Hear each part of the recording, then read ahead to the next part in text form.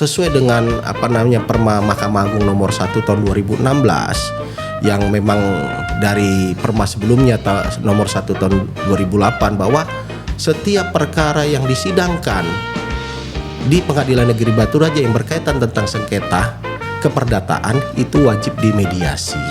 Nah, prosesnya adalah mediasi terlebih dahulu. Jadi ketika perkara masuk kita bicara terkait gugatan, Pak ya, itu tidak serta-merta kita langsung kesidangkan, langsung kita putuskan siapa yang menang, siapa yang kalah. Tentu ada proses mediasi. Nah, mungkin proses mediasi inilah orang banyak yang belum tahu, Pak ya. Karena memang jadi pengadilan ini tidak mengedepankan siapa yang menang, siapa yang kalah dulu, Pak ya. Tentu pengadilan mengupayakan perdamaian terlebih dahulu, Pak ya. Halo Sobat Peradilan dimanapun Anda berada. Jumpa lagi di podcast Ogan, obrolan gemilang pengadilan. Tempat ngobrolnya orang-orang mantap. Ya, selamat pagi rekan-rekan podcast Ogan. Jumpa lagi bersama kami dalam podcast Ogan, tempat ngobrolnya orang-orang mantap. Hari ini saya Vega sebagai host. Tentu biasanya Rika ya, namun hari ini saya yang bertindak sebagai host karena hari ini kita kedatangan tamu spesial ya. Tamu spesial kita hari ini adalah Bapak Wakil Ketua Pengadilan Negeri Batu Raja kelas 1B, yaitu Bapak Ferinaldo Hendrayul Bonodikun SH MH. Ya, selamat pagi Bapak. Pagi, Assalamualaikum warahmatullahi wabarakatuh. Ya, hari ini kita akan ngobrol-ngobrol santai ya Pak ya, karena kebetulan hari ini juga hari Jumat. Makanya kita menggunakan pakaian yang santai. Di sini saya menggunakan pakaian olahraga karena tadi habis kerja bakti ya Pak ya. Betul. Bersama kerja bersih-bersih kantor bersama dengan seluruh pegawai Pengadilan Negeri Batu Raja Pak ya. Bagaimana Pak Wakil, apa kabar? Baik, alhamdulillah sehat. Semoga semua sehat semua pagi hari ini. Memang tadi apa yang disampaikan Pak Vega sudah benar, bahwa kita pagi hari ini melaksanakan Jumat bersih yang berkaitan tentang adanya kegiatan nanti ada pembinaan dan pengawasan, sehingga memang kita coba untuk supaya Pengadilan Negeri Batu Raja ini kegiatan Jumat bersihnya untuk supaya nanti ketika pimpinan kita datang atau hakim pengawas dari pengadilan tinggi datang melihat kantor kita ini sudah rapi dan bersih. Jadi itulah cerminan dari Pengadilan Negeri Batu Raja gitu. Ya, baik. Memang di Pengadilan Negeri Batu Raja ya pemirsa, Sobat Podcast Ogan, kita rutin sekali mengadakan Jumat bersih. Jadi kalau hari Jumat itu memang banyak sekali kegiatan Pak ya. Kadang ada Jumat bersih, kadang ada pengajian, kadang senam bersama. Kita lakukan kadang-kadang kalau Ibu Dharma Yukti Karini itu mengadakan Jumat berbagi Pak ya, rutin sekali setiap Jumat. Kadang kita mendatangkan ustadz Pak ya untuk tausiah, dan ya kita isi dengan kegiatan-kegiatan yang positif setiap hari Jumat Pak Wakil ya. Jadi kita setelah kegiatan tersebut sekarang ini kita ngobrol-ngobrol santai Pak ya. Kurang lebih Pak Wakil ini sudah berapa lama Pak? 1 tahun atau kurang dari 1 tahun di Pengadilan Negeri Batu Raja ini? Sampai dengan hari ini saya sudah 1 tahun lebih. Lebihnya itu lebih sedikit lah. Karena SK saya waktu itu plus pelantikan saya sebagai wakil ketua itu di bulan 6 atau bulan Juni. Tepat pada bulan inilah ya, mungkin di awal bulan waktu itu pelaksanaan pelantikan saya, sehingga ya memang sudah 1 tahun mengabdi, bekerja dan mencurahkan seluruh pikiran saya untuk membantu Pengadilan Negeri Batu Raja ini biar bisa lebih maju. Insya Allah lebih maju membantu tugas-tugas pimpinan kita Ketua Pengadilan Negeri Batu Raja. Ya, jadi sudah kurang lebih 1 tahun Pak ya, bulan Juni mendampingi Bapak Ketua kita Bapak Henry Agustian Pak ya. Membangun Batu Raja karena saya lihat ini banyak sekali sudah pembangunan sebenarnya, banyak sekali perubahan. Kalau saya lihat ruang sidang itu sudah lebih besar Pak ya, sudah ada renovasi, di belakang itu juga sudah ada musola Pak ya. Ini artinya memang kerja tim dalam arti pimpinan kita Pak Ketua berupaya membangun kantor ini agar kantor ini ya bisa dilihat dan dipandang di masyarakat bahwa Pengadilan Negeri Batu Raja ini sudah modern.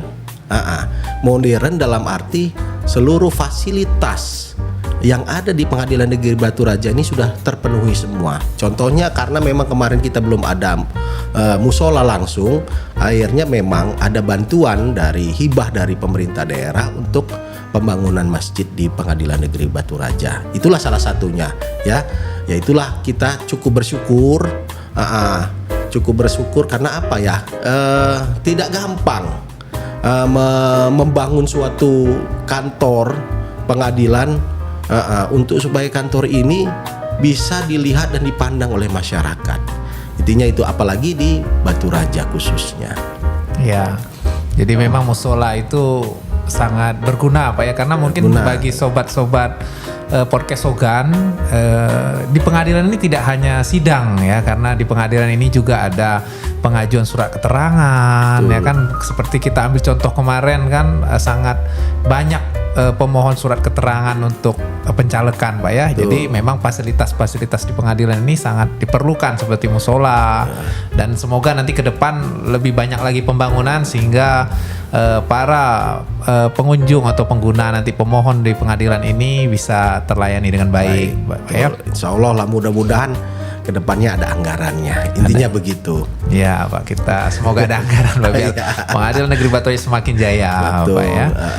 Ini dulu kesempatan yang lalu kan pernah Pak ya, sudah podcast Pak ya. Pernah. Sudah ngobrol-ngobrol bareng Rika ya kan Pak ya. Bapak sudah diulas juga penempatan-penempatan sebelumnya Pak ya. Tentu sudah banyak pengalaman Pak ya. Cuma kemarin itu saya pernah ada beberapa orang yang bertanya kepada saya, apakah seluruh perkara yang masuk ke pengadilan ya, terutama perkara perdata Pak ya, apakah langsung diadili, langsung diputus? Ada yang menang, ada yang kalah, apakah seperti itu Pak? Apakah ada proses-proses lainnya? Mungkin bisa Bapak jelaskan. Baik ya, memang ketika ada pengguna layanan, dalam arti orang mencari keadilan di Pengadilan Negeri Batu Raja untuk berkaitan tentang perkara gugatan atau sengketa keperdataan, memang prosesnya tidak langsung diadili. Artinya prosesnya harus melalui tahapan-tahapan. Kenapa saya bilang ada tahapan-tahapan? Karena tidak mungkin kita itu langsung mencari atau melihat sesuatu perkara itu secara face to face, dalam arti berproses perkara. Karena apa?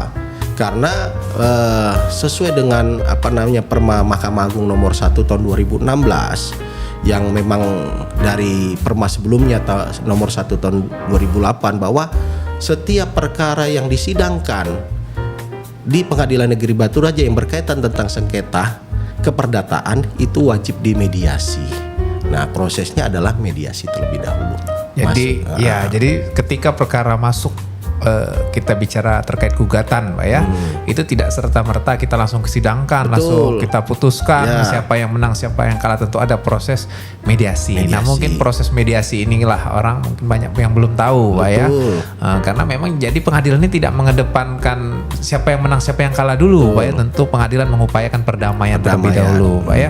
Nah, proses mediasi tersendiri itu di mana posisinya Pak? Setelah perkara masuk, seperti apa, bisa dijelaskan Baik, Bapak? Ya, ketika masyarakat mencari keadilan memasukkan gugatan tentang keperdataan di Pengadilan Negeri Batu Raja, tentunya harus ditunjuk hakimnya dulu, terlebih dahulu. Siapa hakim yang memeriksa perkara tersebut? Kemudian setelah hakimnya sudah mengecek gugatan, membaca, meneliti, kemudian menetapkan hari sidang pertama. Setelah ditetapkan hari sidang pertama, baru proses sidang pertama itulah hari yang telah ditentukan itu wajib para pihak itu hadir dulu ke muka persidangan. Apakah betul ini pihak penggugat, apakah betul itu pihak tergugat. Tapi kalau memang belum hadir salah satu pihak, setelah dipanggil secara patut dan sah melalui relas panggilan, kemudian kami kalau memang tadi tidak lengkap ya harus kita panggil lagi. Harus panggil lagi untuk yang kedua kalinya. Oke, setelah dipanggil 2 kali masih ada salah satu pihak tidak hadir, contohnya tergugat ya, tidak hadir, ya dipanggil lagi sekali lagi, 3 kali panggilan sah dan patutnya. Tapi ketika 3 kali panggilan tersebut tidak hadir, baru langsung proses persidangan. Makanya diharapkan kepada para pihak itu wajib hadir dulu ke muka persidangan. Gunanya apa tadi? Gunanya setelah masing-masing pihak itu sudah hadir, kita akan tawarkan proses mediasi.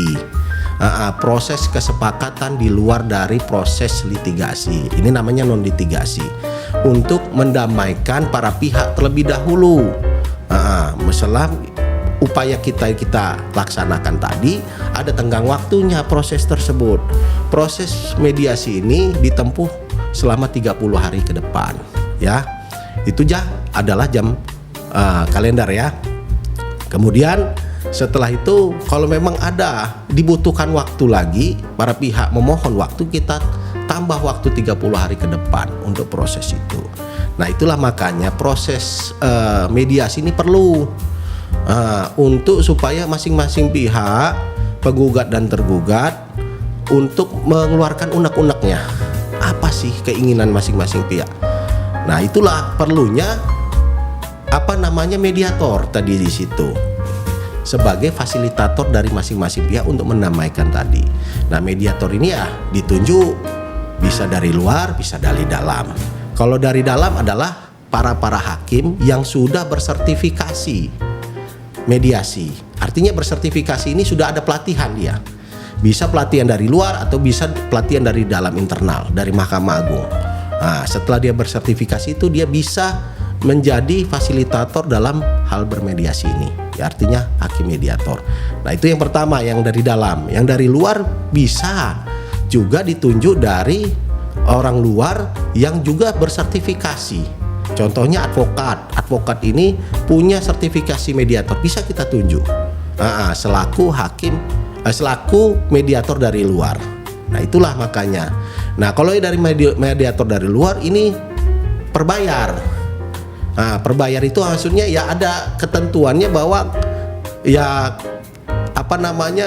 ada disepakatinya adanya bayaran untuk proses tersebut. Honor mediator. Ya, honor. Nah, itulah honornya itu. Kita nggak tahu berapa honornya, ketentuannya ya saling ditentukan masing-masing pihak. Tapi kalau yang dari dalam tadi tidak bayar, gratis, dan bisa menggunakan ruang pengadilan ini, tempat mediasinya ini di ruang pengadilan. Intinya begitu. Kalau yang dari luar bisa dilaksanakan di mana saja, kapan saja, tapi ya memang tetap diawasi oleh hakim yang pemeriksa perkara, apakah prosesnya sudah berjalan atau tidak. Intinya begitu. Nah, itulah prosesnya tadi itu. Setelah penunjukan ditunjuk hakim, baru disitulah peranannya mediator tadi sebagai fasilitator masing-masing pihak untuk menyelesaikan perkara ini. Ya, artinya menyelesaikan perkara ini ya ada kesepakatan, ada win-win solution. Nah, itulah disitulah dicari dan tidak tidak menempuh proses lagi ke persidangan. Setelah mereka memang cocok dalam arti prosesnya itu bisa dijalankan dan masing-masing menemukan win-win solution, artinya selaku fasilitator ini, mediator ini akan memberikan laporan ke hakim yang memeriksa perkara tersebut. Baik, berarti proses mediasi itu ditawarkan pada saat sidang pertama, Betul. Pak ya, dan para pihak juga harus lengkap. Ya. Makanya juga para sobat podcast Ogan ya, jika memang kebetulan menjadi pihak dalam berperkara, misalnya dia ditergugat, memang sebaiknya datang dulu ke pengadilan agar memang hak-haknya bisa dipertahankan. Seperti Pak ya. Kalau tidak datang ya seperti tidak menggunakan hak-haknya. Betul Setelah datang semua, nanti majelis hakim akan menawarkanlah proses mediasi ini, Pak ya. Nah, tentu majelis hakim akan menawarkan apakah para pihak nanti ada mediator yang direkomendasi. Yang saya tangkap dari apa yang Bapak jelaskan, mediator itu bisa dari luar, bisa dari dalam. Untuk dari dalam ini gratis. Kalau dari luar tentu ada honor yang disepakati nanti Pak ya. Dari bagaimana nanti kesepakatan dengan mediatornya. Nah, di Pengadilan Negeri Batu Raja juga sudah tersedia ruang mediasi ya para sobat podcast. Jadi memang gratis semua itu Pak ya? Gratis semua. Nah, kemudian di sini ini kan ada mediatornya. Nah, tadi Bapak bilang bahwa jika para pihak tidak mempunyai mediator dari luar, maka akan ditetapkan hakim sebagai mediator. Betul. Tentu Pengadilan Negeri Batu Raja sudah mempunyai hakim-hakim yang mempunyai Betul. sertifikasi mediator. Nah, itu apakah ada perbedaan nanti Pak dalam peran ketika mediasi itu? Kan karena kan tentu yang menjadi mediator ini kan seorang hakim. Ya. Nah, nanti kan dia akan menjadi seorang mediator. Betul. Nah, nanti apakah sama nanti dalam prosesnya, tetap dia sebagai seperti seorang hakim, ataukah nanti perannya akan berbeda ketika dia jadi mediator seperti itu, Pak? Baik ya. Inilah makanya perlu pelatihan tadi. Kalau memang belum mengikuti pelatihan jadi nggak ngerti. Tugasnya selaku hakim yang memeriksa perkara itu, serta tugasnya sebagai mediator. Makanya yang ditunjuk bukan hakim yang memeriksa perkara tersebut, adalah hakim yang di luar dari pemeriksaan. Nah, kemudian tugasnya artinya tidak sama dengan tugas sebagai hakim pemeriksa dan pemutus perkara. Tugasnya adalah selaku fasilitator yang saya bilang. Fasilitator di sini perannya berbeda dengan hakim yang mengadili. Perannya sudah ditentukan bahwa dia wajib berupaya untuk mendamaikan. Dalam arti mendamaikan bagaimana? Mendengarkan keluh kesahnya para pihak ini, mencari solusinya. Mencari solusinya agar para pihak ini paham dan mengerti apa tuntutannya, kemudian dicarikan solusinya. Berkenan nggak para pihak ini terhadap solusi-solusi yang diambil oleh mediator ini untuk mencapai kesepakatan. Nah, itulah tugasnya berbeda. Karena apa tadi? Dia berusaha untuk menggali seluruh yang menjadi unek-unek atau menjadi keinginan masing-masing pihak. Nah, itulah dicari nanti, ketika sudah dicari, ketemu, ditawarkan. Begini loh, ya berkaitan tentang itu. Setelah itu, ya kalau memang sudah mengerti, ya bisa dikuatkan nanti dengan akte perdamaian. Ya, jadi berbeda Pak ya. Berbeda. Ketika jadi mediator, hakim hanya mendengarkan bersifat netral ya, Pak ya. Betul. Bersifat netral, mendengarkan kemauan-kemauan tawaran-tawaran dari para pihak Pak ya. Nah, dalam mediasi itu sendiri kan kadang-kadang jika para pihaknya ada yang ngotot-ngototan gitu Ya. Pak, saling keras. Ya. Saling pokoknya tidak, sulit untuk ditemui jalan tengah. Apakah ada ini Pak, misalnya suatu upaya khusus misalnya ketika Kiat-kiat deadlock, lah. kiat-kiat deadlock ketika negosiasinya deadlock seperti itu Pak. Oke. Ya, kalau itulah makanya feelingnya dari hakim mediatornya atau mediatornya tersebut. Kalau memang kelihatannya keras, ribut sampai ribut, masing-masing mempertahankan argumen, ya kita coba dulu supaya kita tenangkan masing-masing pihak. Kita tawarkan, tolonglah menjaga sikap pertama, yang kedua terusnya tolong kendalikan diri. Kemudian kalau memang sudah sampai ada upaya tindakan kekerasan di situ, ya kita wajib men-skors dulu prosesnya. Nah, supaya tenang dulu masing-masing pihak.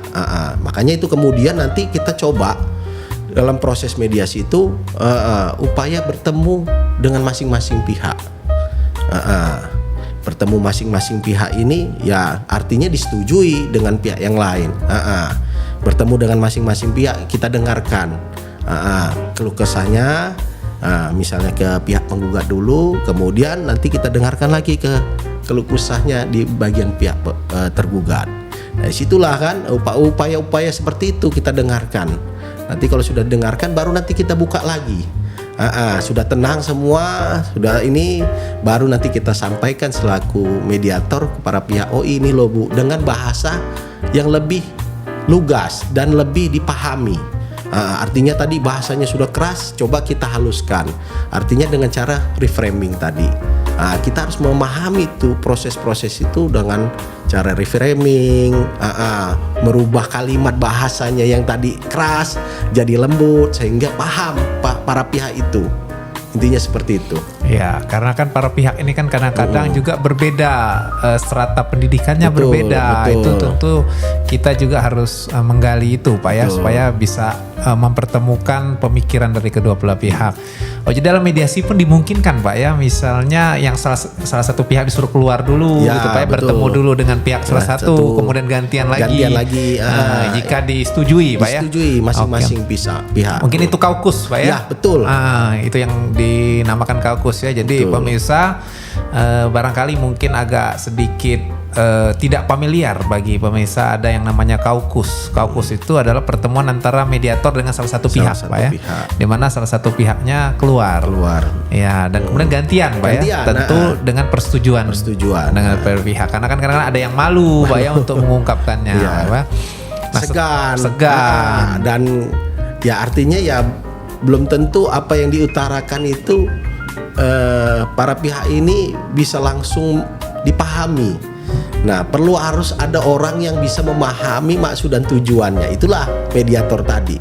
Setelah itu mediator ya itu merubah kalimat dan bahasanya dengan cara reframing itu untuk kalimat bahasanya bisa dipahami pihak berikutnya atau pihak lawan. Ya. Nah, tentu dalam mediasi itu kan juga ada pihak-pihak yang tidak beretikat baik, Pak ya. Betul. Misalnya tidak datang lah atau tidak mengajukan resume atau proposal kesepakatan. Nah, tentu ada konsekuensinya, Pak ya. Ada konsekuensinya. Maksudnya ada konsekuensinya begini. Kita ini sudah diatur dalam Perma tadi 1 tahun 2016 bahwa apabila para pihak yang ditawarkan mediasi sudah oke, kesepakatan untuk melakukan mediasi di proses persidangan awal dalam arti non litigasi sebelum masuknya ke pokok perkara, para pihak itu sudah menandatangani surat kesepakatan bahwa mereka mau berproses mediasi. Tapi ketika pada saat proses mediasi hakim atau mediatornya ternyata setelah di tanggal yang telah ditentukan para pihak ini tidak hadir atau tidak memberitahu kondisinya seperti apa. Tidak hadir, sudah dipanggil 2 kali lagi tidak hadir. Artinya ini yang sudah membuat kesepakatan mau melakukan proses mediasi sudah melanggar itu. Nah, ini ada konsekuensinya apa? Bahwa selaku mediator kita bisa membuat rekomendasi kepada hakim pemeriksa perkara untuk merekomendasikan bahwa pihak yang bersangkutan tidak beritikat baik.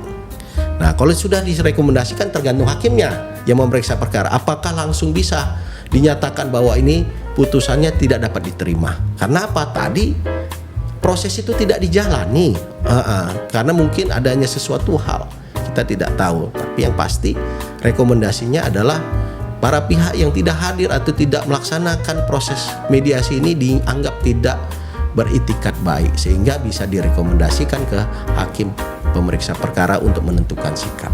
Iya. Baik buat sobat-sobat podcast Ogan ya, mungkin yang sekarang yang sedang menontonin kebetulan lagi dalam proses mediasi. Ya, kita cobalah beretikat baik ya. Jadi karena tidak beretikat baik itu sangat merugikan nanti, Pak ya. Merugikan jika nanti penggugat yang tidak beretikat baik nanti bisa saja nanti akan dikeluarkan putusan gugatan tidak dapat diterima. Ya, tentu akan sangat merugikan, Pak ya. Merugikan para pihak itu sendiri. Nah, nanti setelah bernegosiasi, berunding nanti dalam proses mediasi tersebut, taruhlah misalnya terjadi kesepakatan, Pak. Kesepakatan lah kepada para pihak itu. Nah, nanti apa yang tindak lanjut dari mediator itu dari kesepakatan perdamaian? Apakah mediator juga nanti membantu untuk merumuskan kesepakatan perdamaian atau bagaimana, Pak, prosedurnya? Baik ya. Ketika para pihak sudah dilaksanakan proses mediasi, setelah itu ada kata kesepakatan, tergantung dari para pihak. Apakah proses kesepakatan ini bisa dilanjutkan dengan penandatanganan akta perdamaian? Itu salah satu. Atau masing-masing pihak ini sepakat untuk pihak penggugat mencabut gugatannya. Nah, itu 2 formulasinya. Kalau mencabut gugatan, artinya konsekuensinya ketika perkara itu akan diajukan lagi tiba-tiba sepakat. Kemudian di luar sudah berjalannya waktu, tahunya nggak sepakat. Nah, konsekuensinya pihak yang tidak sepakat ini bisa mengajukan gugatan ulang. Karena apa? Telah dicabut tadi kan gugatannya. Tapi kalau kuatkan dengan proses akta perdamaian di pengadilan dengan penetapan hakim yang memeriksa itu, bisa artinya perkara ini masing-masing pihak harus mematuhi isi dari penetapan tersebut. Langsung bisa dieksekusi. Bisa dieksekusi. Nah, itulah tahapannya begitu. Bagaimana perumusannya? Perumusannya adalah para pihak bisa dibantu oleh hakim mediator untuk perumusan kesepakatan tersebut. Ya, kalau tugas hakim pemeriksa hanya menetapkan apakah memang proses kesepakatannya ini tidak bertentangan dengan hukum, salah satunya. Kalau memang tidak bertentangan hukum, tidak ada yang dirugikan pihak lain, ya sudah, hakimnya hanya membuatkan penetapan dan ditandatangani oleh masing-masing pihak. Begitu. Jadi memang ada ini Pak ya, ada konsekuensi yang berbeda Pak ya. Ketika dalam akte fundading itu berbeda nanti jika tidak dilaksanakan, ketika cabut gugatan pun akan berbeda. Pak ya. Jadi punya konsekuensi masing-masing ya. Kita berharap nanti ya kita tidak mau semua ada permasalahan atau perkara di antara sobat-sobat podcast Ogan ini. Namun jika memang terpaksa nanti terkait dengan suatu permasalahan dan digugat atau majukan gugatannya, kita tetap berharap semoga nanti terciptanya perdamaian. Ya, karena itu lebih cepat Pak ya. Lebih cepat.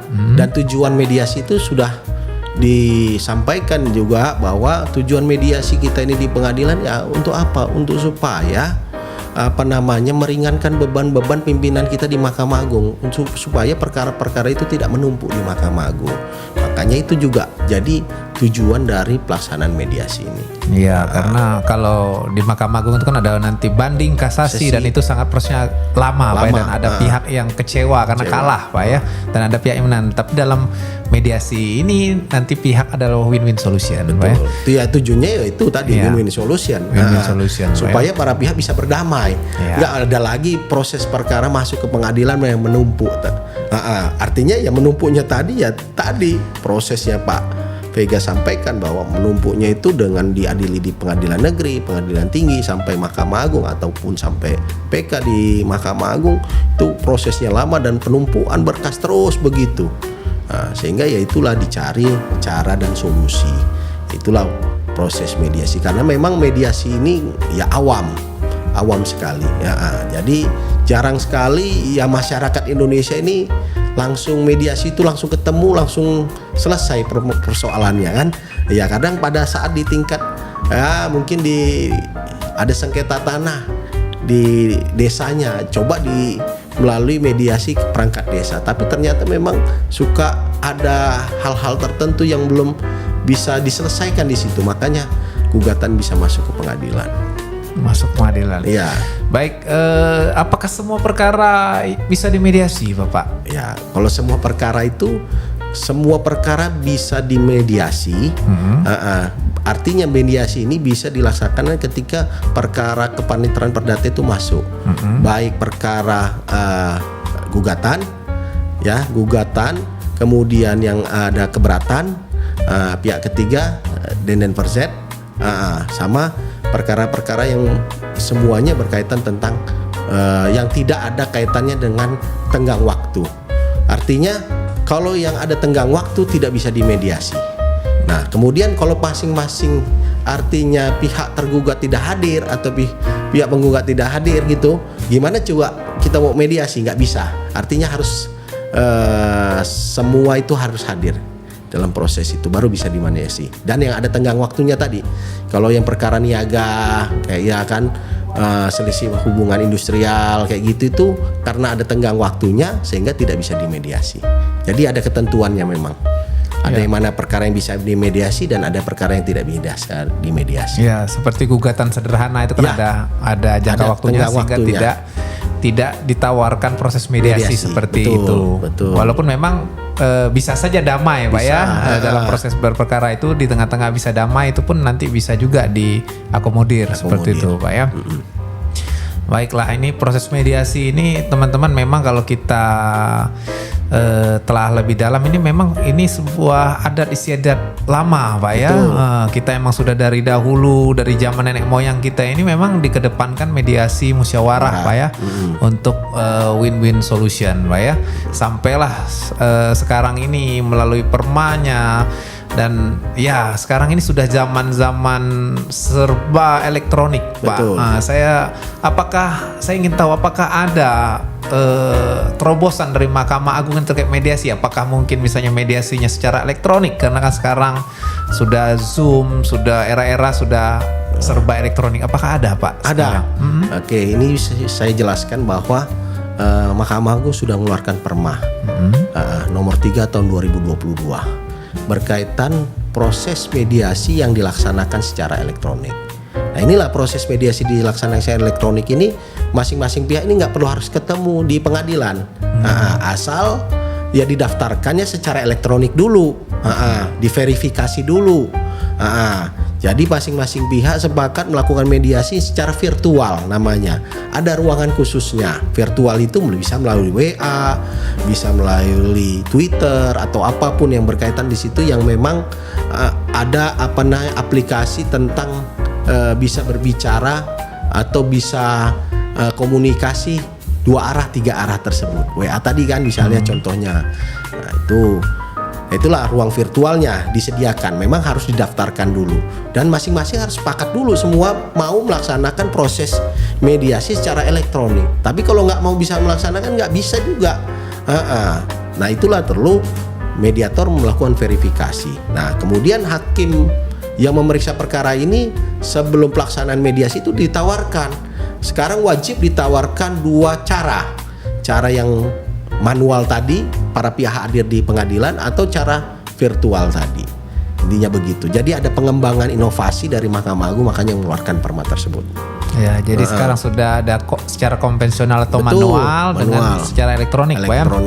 Nah, berarti tidak ada halangan lagi Pak ya. Tidak ada halangan bagi pencari keadilan atau yang tergugat untuk melakukan mediasi walaupun posisinya mungkin di luar daerah. Ya mungkin ada kelemahan ya, mungkin ya para pihak itu tadi kondisinya memang di luar kota, nggak bisa datang ke pengadilan. Ya sudahlah, dengan cara adanya proses mediasi secara virtual ini atau elektronik ini, ya memudahkan para pihak untuk bernegosiasi, untuk bermediasi di proses perkara tersebut. Ya, baik. Jadi sahabat podcast ya, perlu digarisbawahi bahwa Mahkamah Agung telah kembali melakukan terobosan di mana proses mediasi tidak hanya konvensional dan harus tatap muka, tetapi juga bisa melalui elektronik Pak ya, secara jarak jauh, secara online. Jadi bisa melalui aplikasi-aplikasi yang tersedia saat ini. Betul. Ada Zoom, Google Meet, ada WhatsApp Pak ya, tergantung kesepakatan para pihak. Tentu itu sangat memudahkan para pencari keadilan ya. Begitulah Mahkamah Agung Pak ya, selalu berinovasi-inovasi untuk mempermudah para pencari keadilan. Tapi prosesnya sama tetap Pak ya. Prosesnya sama. Tapi Tapi memang pelaksanaannya secara virtual. Secara virtual Pak ya, tentu sama seperti tadi. Jadi ada sistem pengiriman dokumen atau seperti apa nanti Pak ya? Dokumen kemudian diverifikasi, setelah verifikasi ditentukan tempatnya, ruangan Zoom-nya, baru nanti pelaksanaan. Tanggal dan tempatnya ditentukan. Secara baik ya, begitulah Sobat Perkesogan. Mungkin yang terakhir, mungkin saya minta pendapat atau saran atau harapan Bapak Wakil ke depan bagaimana untuk proses mediasi secara khusus atau secara umum, bagaimana Mahkamah Agung nanti dalam semakin mempermudah para pencari keadilan ini Bapak. Baik ya sarannya sebenarnya lebih kepada para pencari keadilan ya. Gunakan waktu dan apa kaidah-kaidah yang sudah ditentukan oleh Mahkamah Agung untuk pelaksanaan proses mediasi tersebut. Jadi ini sudah dipermudah semua oleh Mahkamah Agung, aturan-aturannya sudah ada. Jadi manfaatkan proses ini, proses mediasi ini ketika para pihak mengajukan gugatan ke pengadilan. Itu. Ya, jadi manfaatkan. Iya. Mahkamah Agung telah memberikan Kan kemudahan. Ya, manfaatkan dengan sebaik-baiknya Pak ya. Sebaik-baiknya. Jadi tidak ada lagi orang yang kabur-kaburan atau tidak menggunakan haknya di pengadilan Betul. ketika digugat. Ya, mereka tidak mau datang, itu sangat rugi Pak ya. Karena kita juga tidak tahu bagaimana posisi atau hak-hak yang akan dipertahankan Pak ya. Pada intinya Mahkamah Agung sudah memberikan kemudahan, untuk itu masyarakat ya manfaatkan kemudahan itu ya Pak ya. Baik, Sobat Podcast Sogan, telah kita dengar atau kita berbincang-bincang dengan Wakil Ketua Pengadilan Negeri Batu Raja kelas 1B. Tentu apa yang beliau terangkan atau apa yang beliau jelaskan tadi khususnya terkait mediasi itu bisa menambah khazanah pengetahuan kita terkait proses penyelesaian perkara di pengadilan. Saya rasa itu bisa akan menambah pengetahuan bagi para Sobat Podcast Sogan, sehingga ya jangan pula berpikir bahwa ketika masuk pengadilan itu segala sesuatu itu ribet, tetapi justru Mahkamah Agung telah melakukan inovasi-inovasi untuk mempermudah para pencari keadilan. Baik Pak Wakil, saya rasa kita akhiri obrolan kita hari ini. Mungkin nanti akan kita sambung terkait dengan permasalahan-permasalahan lain, karena masih banyak Sobat Podcast yang bisa kita terangkan nanti dari apa saja inovasi-inovasi dari Mahkamah Agung, biar para Sobat Podcast Sogan tahu gitu, bahwa pengadilan ini sudah banyak berubah Pak ya. Sudah banyak berubah total dan sudah jauh lebih baik. Ya, saya mungkin memang menuju kesempurnaan itu sulit Pak ya, tapi kita Pengadilan Negeri Batu Raja dan Mahkamah Agung secara umumnya selalu berusaha memberikan yang terbaik untuk para pencari keadilan. Baik, saya rasa cukup sekian Sobat Podcast. Kita sambung nanti dalam episode podcast selanjutnya dengan pembahasan-pembahasan yang tentunya sangat-sangat menarik dan akan menambah ilmu pengetahuan. Ya, saya akhiri, mungkin Pak Wakil ingin menyampaikan terakhir, salam terakhir untuk para Sobat Podcast Ogan. Baik ya, pada sahabat Podcast Ogan, saya sampaikan bahwa gunakan waktu kita dengan belajar dan tetap belajar, intinya begitu. Tetap belajar, baik. Luar biasa ya, tetap belajar dan belajar, karena kita itu semua ilmu itu semakin dicari semakin kita merasa tidak tahu, seperti itu. Baik, saya rasa cukup sekian episode kali ini, ngobrol-ngobrol singkat dengan Bapak Wakil Ketua Pengadilan Negeri Batu Raja kelas 1B, Bapak Ferdinaldo Hendrayul Bonedikun SHMH. Kita sambung lain waktu. Saya Vega Utsya mengucapkan wabillahi taufiq walhidayah. Wassalamualaikum warahmatullahi wabarakatuh. Waalaikumsalam. Podcast Sogan, tempat ngobrolnya orang mantap. Mantap, mantap.